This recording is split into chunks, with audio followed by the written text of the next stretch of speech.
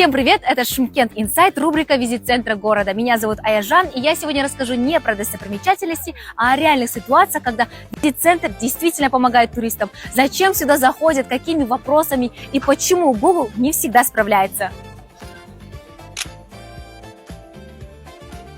Да, к нам заходят каждый день. Кто-то ищет маршрут в горы, а кто-то просто не может подключить интернет или вызвать такси.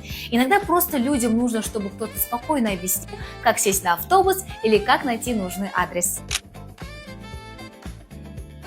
Обычно спрашивают, как доехать до Сайрама, где остановиться на одну ночь, где найти местную кухню или вегетарианскую.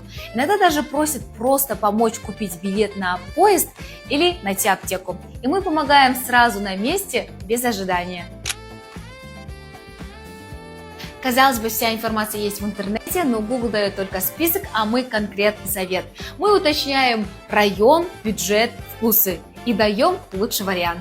Визит-центр – это не просто карты и буклеты, это место, где можно спросить, получить помощь и почувствовать, что ты не один. Если вы в Шымкенте, приходите, мы здесь, чтобы вам помочь.